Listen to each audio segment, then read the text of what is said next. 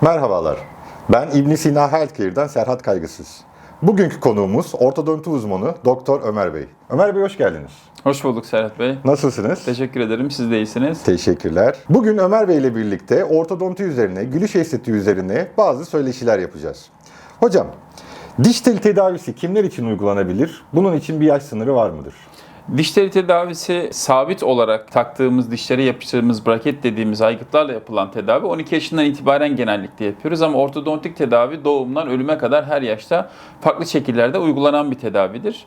Ama genellikle halk arasında bilinen diş telleri veya şeffaf plaklarla yapılan ortodontik tedaviler genel olarak 11-12 yaşlarından itibaren başladığımız bir tedavi. Teşekkürler. Son yıllarda şeffaf plaklar diye bir plak ön plana çıktı ve çok fazla popüler oldu.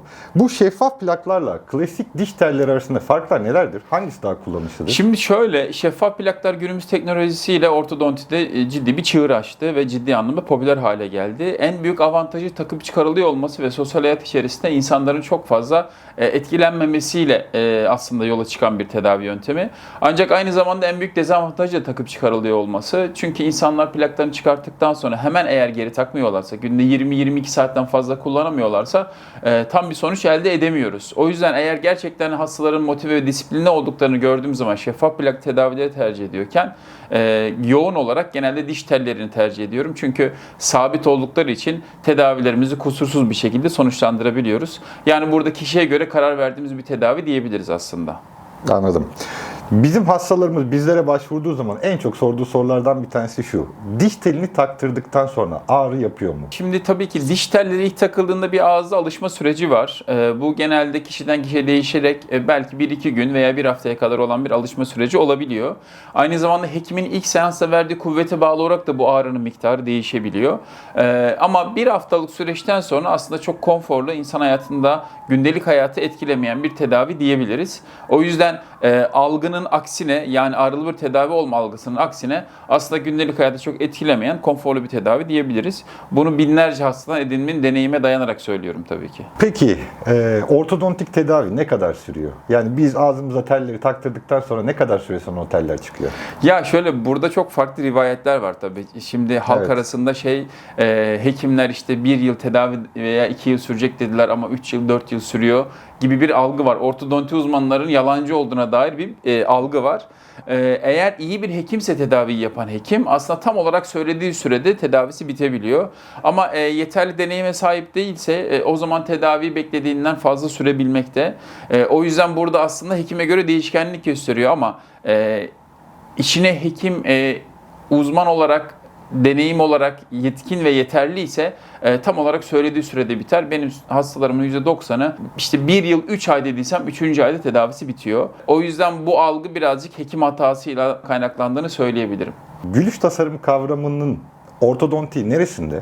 Şöyle, şimdi ben gülüş tasarımı yaptırmak istiyorum diye bize başvuran hasta için mutlaka muayene olması gerektiğini söylüyoruz. Çünkü diş hekimliğinde 8 ayrı ana bilim dalı var. Bu işte kanal tedavisi de bunun içerisinde, estetik restoratif dolgular da bunun içerisinde, protez bunun içerisinde, cerrahi implant bunun içerisinde, ortodonti bunun içerisinde, diş eti hastalıkları bunun içerisinde gibi bunların hepsinin aslında gülüş tasarıma dair yaptığı uygulamalar var. Bir diş eti estetiği de gülüş tasarımı sağlayabilmekte veyahut da işte yaptığımız lamine uygulamaları da gülüş estetiği sağlayabilmekte veya kendi doğal dişlerinizle inci gibi dizilmiş bir ortodontik tedavi sonrasındaki elde ettiğimiz gülüş de bir gülüş tasarımıdır. Burada tamamıyla hastalarımız, bize başvuran hastalarımızın ihtiyaçlarını belirleyip, beklentilerini anlayıp ona göre sunduğumuz farklı çözüm alternatifleriyle karar veriyoruz. Yani gülüş tasarımı tek bir çözüm sonucu oluşan bir tedavi değildir. Farklı farklı uygulamalarla gülüş tasarımları yapılabiliyor. Genelde son yıllarda Hollywood Smile diye bir kavram var. Evet, çok sık konuşuluyor. Evet, bu Hollywood Smile'de işte dişleri komple kaplama yaparak elde edilen bir sonuç olarak biliniyor ve ülkemize yurt dışından birçok insan bunun için geliyor. Fakat burada fake, tam böyle doğal görünmeyen bembeyaz dişler algısı var Hollywood Smile'de. Eskiden insanlar dişlerini yaptırdıklarının bilinmesini istiyorlardı. Bembeyaz böyle göz alıcı dişler yapılsın isteniyordu. Fakat son yıllarda insanlar aslında daha çok doğal olanı istiyorlar. Yani benim dişim çok güzel görünsün ama yapıldığı da belli olmasın. Aslında bu Hollywood Smile'den biraz çıkıyor bu algı. Çünkü Hollywood Smile'de biraz gösteriş vardır. Biz daha çok fazla tercih etmiyoruz bu Hollywood Smile tedavisini. Genelde yurt dışından insanlar bu istekle geliyorlar. O yüzden de aslında sanki hekimlerimizin yaptığı yanlış uygulamalarmış gibi görünüyor Hollywood Smile uygulamaları. Halbuki insanların bu konuda çok şiddetli taleplerinden kaynaklanıyor. Ama sorunuza dönecek olursak gülüş tasarımı farklı yapılacak birçok uygulamalarla elde edilebilir. Ama Hollywood Smile'e gelince biz mümkün olduğu kadar doğal ve insanların yapıldığı anlaşılmasın, doğal dişi en maksimum seviyede kopyalasın istediğimiz tedavileri tercih ediyoruz. Mesela Hollywood Smile yapılırken dişler kesiliyor. Bu kesilme değer mi? Yani estetiğe göre yani dişlerimizin kesilmesi sence değer mi? Tabii bir estetik için şöyle... Zarar veriyoruz değil mi? Tabii Doğru ki biliyorum. yani kaplama biz çok fazla elimizden geldiği kadar tercih etmiyoruz. Eğer gerçekten dişler harap olmuşsa, dişlerde deformasyonlar varsa, çürükler varsa, ağız sağlığı hastanın genel olarak iyi değilse, bu durumda veya yaşı ileri ise çok aşınmalar varsa bu zaman kaplamalar dişleri koruma anlamında bir seçenek, alternatif olabiliyor. Ama 20'li yaşlarda gelmiş genç bir birey, sapasağlam dişleri var. Kesinlikle hasta ısrarla istese bile biz kaplama seçeneğini tercih etmiyoruz. Burada dişlerin sadece ön yüzeyine yapıştırılan lamine uygulamaları var. Bunlarla çok estetik sonuçlar alabiliyoruz. Ve eğer halihazırda hastanın dişlerinde çapraşıklık varsa, altyapısı sağlam değilse ortodontik tedavi sonrası bu tarz seçenekleri değerlendirebiliyoruz. Yani evet, kaplama çok sağlıklı, her dişe yapılsın diyeceğimiz bir tedavi değil. O zaman bütün branşlarda olduğu gibi ben burada şunu görüyorum. Doğru doktor seçimi, doğru şirket seçimi burada çok önemli bir yere geliyor. Aynen öyle. Kesinlikle. Yoksa hayat boyu mutsuz olacağınız bir tedaviyle, evet. geri dönüşü olmayan bir tedaviyle hayatınızı olumsuz etkileyebilirsiniz. Anladım. Peki implant tedavisinden birazcık bahsedelim. İmplant tedavisi nedir? Neden yapılır? Bir yaş skalası var mıdır? Biraz ondan bahsedelim. Şimdi implantlar genel olarak ağızdaki diş kaybı sonrasında o dişi yeni idame etmek için uyguladığımız protezlerdir. Çene kemiği içerisine uygulanan ve daimi diş gibi ömür boyu insanların kullanabileceği uygulamalardır. İmplantlarda tabii ki mevcut kemiğin sağlığı çok önemli. Doğru ve sağlıklı bir implant yapılabilmesi için. Onun yanı sıra doğru implant markasının seçilmesi çok önemli. Yüzlerce çünkü farklı implant markası var. Bunların hepsinin kalitesi aynı seviyede olmuyor. Aynı zamanda ömür boyu ağzınızda kalacak olan cihazlar, protezler olduğu için de biz genellikle çok bilinmiş büyük firmaları tercih ediyoruz ki bunlar 10 yıl sonra, 20 yıl sonra da bir parça problemi yaşamayalım diye. Tabi bunların hepsinin dışında çok daha önemli olan şey yapan hekimin bu işte uzman olması çok önemli. Evet. Çünkü doğru bir cerrahi uygulamayla hem sonrasında kemik kaybı olmadan ve hastanın post-op dediğimiz operasyon sonrasını çok konforlu geçirdiği ve doğru pozisyonda yapıldığında da estetik olarak asla yapay olduğu anlaşılmayan sonuçlar elde edilebiliyor. Onun için doğru klinikte, doğru hekimle, doğru malzeme seçimiyle ve doğru endikasyonla yapıldığında mükemmel bir sonuç iken yanlış materyal seçimiyle, yanlış uygulamayla da gerçekten insanların hayatında ciddi olumsuzluklara neden olabilen önemli bir tedavidir implantlar. Tamam. İmplantın üzerine kaplamayı yaptığınız zaman o anki dişlerin renkleriyle baz alarak yapıyorsunuz. Evet. Daha sonra kişi diş sağlığına dikkat etmezse ve diğer dişleri renk kaybına yol açarsa, sararır ya da siyaha yakın bir renk olduğu zaman implant tekrar aynı renkte mi kalıyor? Yoksa Tabii ki. implant aynı renkte kalıyor? Tabii ki. Yani implant... O zaman implant yapıldığı bariz bir şekilde belli oluyor o dişe. Tabii ki. Eğer hastanın ağız hijyeni iyi değilse zaman içerisinde doğal dişlerindeki renklenmeyle birlikte implantın üzerindeki kaplama daha belirgin hale gelebiliyor. O yüzden düzenli ağız bakımı zaten 6 ayda bir, en geç yılda bir mutlaka insanlara yaptırmasını öneriyoruz. Çünkü porselenler renklenmezler. Doğal diş gibi değildir. Her ne kadar siz ilk yaptığınızda doğal dişi mükemmel şekilde uyumlandırmaya çalışsanız da eğer kişi ağız bakımı iyi değilse orada renk farkı yıllar içerisinde oluşmaya başlar. O yüzden düzenli ağız bakımını şiddetle Peki öneriyoruz. renk farkı oluştuktan sonra tekrar aradan 3 yıl geçti, 5 yıl geçti. Tekrar size geldiler. Eski haline dişlerin renklerini getirebiliyor musunuz? Bu nasıl bir yöntem? Şöyle, kendi dişin rengi değişmiyor. Aslında dişin yüzeyinde oluşan bir tabaka oluşuyor. O tabakayı kaldırıp dişleri temizlediğiniz zaman ve çok renklenmeler içine işlemişse dişlerin bir beyazlatma yapıldığı zaman hemen hemen eski haline dönüyor. Diş kaybımız varsa kesin implant mıdır bu? Şöyle, eskiden implant implant bu kadar yaygın değilken dişlerin boşluğun olduğu dişin önündeki ve arkasındaki dişi keserek bir köprü uygulaması yapılarak da o eksik dişin idamesi sağlanabiliyordu. Fakat eksik dişin idamesini bir köprü uygulamasıyla sağlarsanız yıllar içerisinde dişin olmadığı bölgedeki kemik erimeye başlıyor ve ondan 10 yıl sonra 15 yıl sonra köprünün altında bir boşluk oluşuyor ve sürekli yemek artıkları giriyor. Aynı zamanda da sağındaki ve sondaki dişleri de kaybetme riskiyle karşı karşıya kalıyorsunuz. Yani bugün 3 yeli bir köprü yaptırdığınız zaman bundan 15-20 yıl sonra onun destek aldığımız dişlerin çekilip daha büyük bir köprü yaptığınız, sonrasında ise takıp çıkarılan bir damağa doğru ilerlediğiniz bir sürecin başlamasına neden oluyor. O yüzden biz mutlaka mümkünse implant yaparak o eksik dişin idamesini sağlıyoruz. Çünkü hem sağındaki solundaki dişlere zarar vermiyoruz hem de mevcut eksik olan dişin bu olduğu bölgedeki kemiğin erimesini engellemiş oluyor implantlar. Bu yüzden mümkünse çok zorunlu değilse kesinlikle implantı tercih ediyoruz. Şimdi implant dediğimiz şey aslında diş etine koyduğumuz metal bir blok. Evet. Üzerine yapay bir diş takıyorsunuz. Evet. Ve ömür boyu diyoruz biz buna. Bu ömür boyu yapılan dişte üzerine takılan kırıldı, çıktı bu tarz şeyler oluyor mu? Ya da Tabii olduğu olabilir. zaman siz neler yapıyorsunuz? Şimdi şöyle bir konu var. Mesela implant metal, titanyum bir malzemedir. Çene kemiğine uygulanıyor ve ağız içerisinde görünmüyor. Sonra onun üzerine biz ara bir parça ekliyoruz. Ön bölgede eklenen ara parça eğer yine metal tercih ederse hekim, ki bu maalesef çok yanlış yapılan bir uygulamadır yaygın olarak, o zaman dişler mat, ışığı geçirmez şekilde görünüyor ve doğal olmuyor. Ama o ara parçayı estetik bir malzemeyle sağlarsanız dişler çok daha doğal görünebiliyor. Tabii estetik olan malzemelerin kırılganlığı biraz daha fazla oluyor. Daha camsı, daha böyle ışığı geçiren malzemelerin kırılganlığı daha fazla olabiliyor.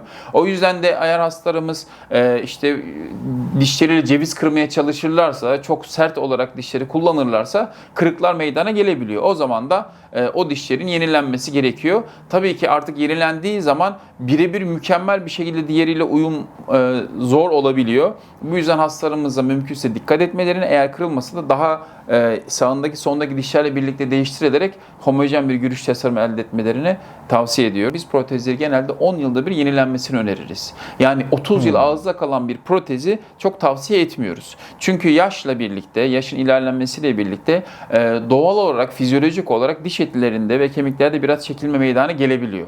O zaman da yapılan protezlerle diş dokusu arasında uyumsuzluklar oluşuyor.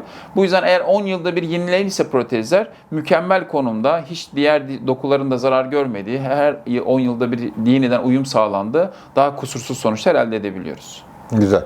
Peki diş kaybım var ve ben size geldim. Daha sonrasında dedim ki bu süreç nasıl olacak? Tek seansta bitiyor mu? Kaç defa gelmesi gerekiyor? Bu kişinin aralıkları nelerdir? Bir de süreçten bahsedebilir miyiz? Evet, implant yapıldığı zaman yaklaşık ortalama 3 aylık bir kemikli bütünleşme süreci, osteoentegrasyon dediğimiz kemikli bütünleşme sürecini bekliyoruz. Ondan sonra hastalarımız ikinci seans tekrar gelmeleri gerekiyor 3 ayın sonunda ki artık implant kemikle bütünleşmiş ve üzerine üst yapısını yapabilelim diye. İlk implant yapıldığında 1 veya 2 günlük maksimum, yani tek seansta uygulanan bir uygulamadır. Sonrasında hastalarımız eğer yurt dışından gidiyorsa ülkelerine dönüyorlar. 3 ay sonra tekrar geldikleri zaman veya başka şehirlerden de tekrar geldikleri zaman yaklaşık 4-5 gün içerisinde, maksimum 1 hafta içerisinde artık o implantın üst yapısı olan kaplamaları, protezleri yerleştirmiş oluyoruz. Az önce söylediğiniz gibi 2 defa gelmeleri yeterli ve her geldiğinde 4'er gün kalmaları. İlk 1 veya 2 gün, ikincisinde ortalama 1 hafta. Tamam. 2 defa geldikleri zaman tüm implant tedavisi devam ediyor. Aynı Evet. anda en fazla kaç tane implant takabiliyorsunuz? Yurt dışından gelen hastalarımızı baz alarak soruyorum. Yani tek seansta hastalarımızın işte sağlıklı olmadığı için tabii ki 10-12 dişini çekip yerine 12-14 implant yaptığımız olabiliyor. Mesela geçenlerde bir hastamızın 12 dişini 14 dişini çektik. Yerine 12 implant yaptık tek seansta. İngiltere'den gelen bir hastaydı. Ondan 3 gün sonra İngiltere'de hastamızla yemek yedik. Gayet mutlu ve hiçbir sorun olmayacak şekilde dışarıda birlikte akşam yemeğimizi yedik.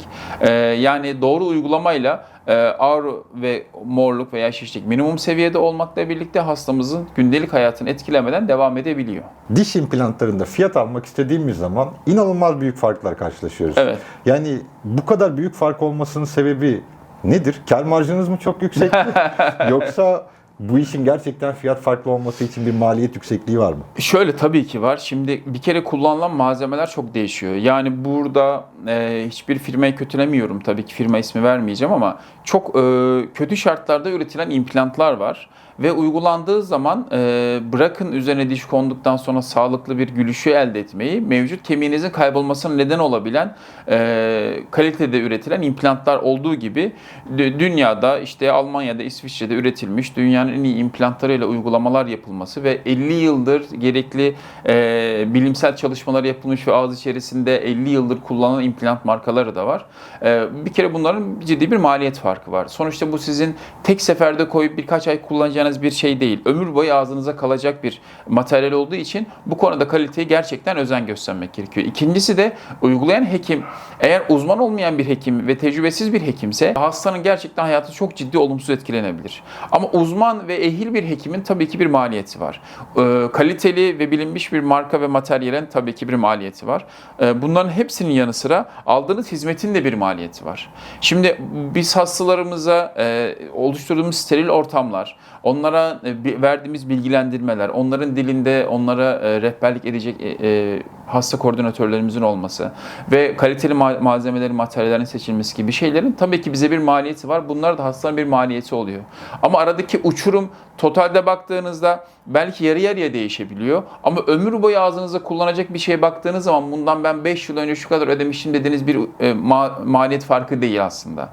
Fakat siz hayatınızı riske atacağınız kadar değersiz görmeyin. Çünkü o ucuz olarak yaptırdığınız malzemeler daha sonrasında yanlış yapıldığı için tekrar çok daha yüksek bedeller ödeyerek yerine çözümler üretmeye çalışıyorsunuz ve ilk yapıldığı sağlıkta olmuyor maalesef.